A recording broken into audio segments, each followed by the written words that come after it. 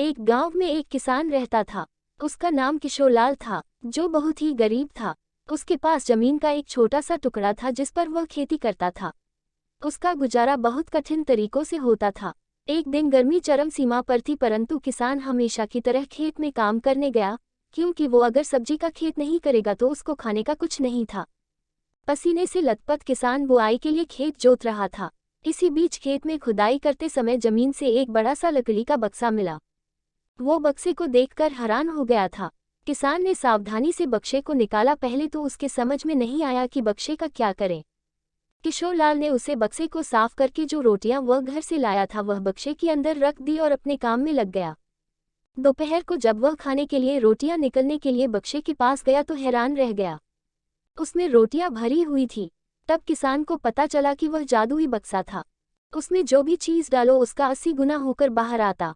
किसान ने तृप्त होकर खाना खाया और उसके बाद किसान संतुष्ट होकर बक्से को अपने घर ले आया।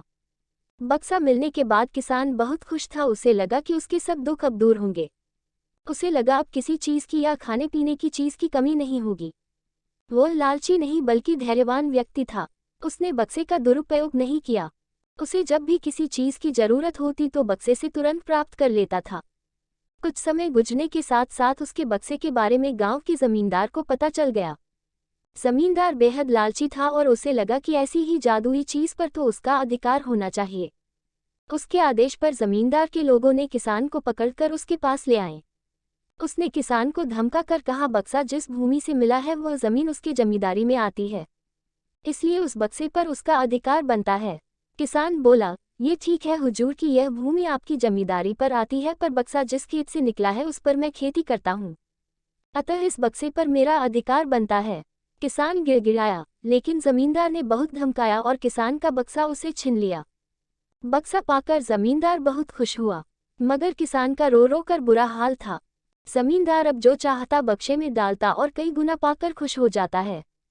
कुछ दिनों बाद गांव के कुछ लोगों ने जादुई बक्से की खबर मंत्री जी के पास पहुंचा दी।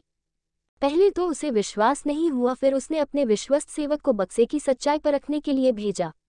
वहां जो उसने बक्से का जो जादू देखा वह मंत्री के पास जाकर सारी सच्चाई बता दी।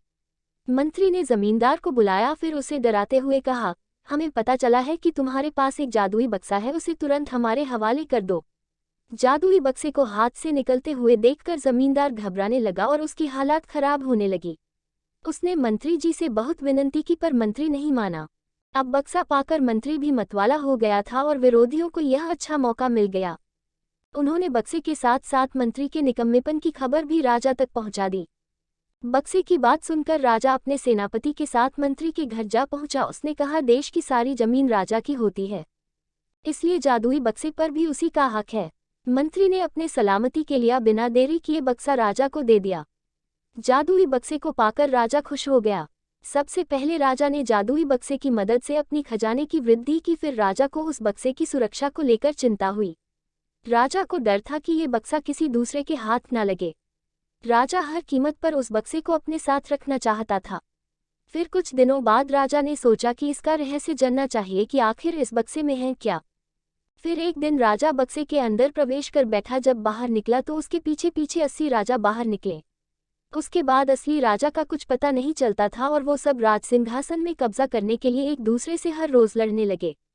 ये बात जब किसान को पता चला तब ये जानकर किसान को बेहद दुख हुआ। वो अपने आप को कोसने लगा कि कितना अच्छा होता कि मैं बक्से को जमीन में ही गड़ा रहने देता।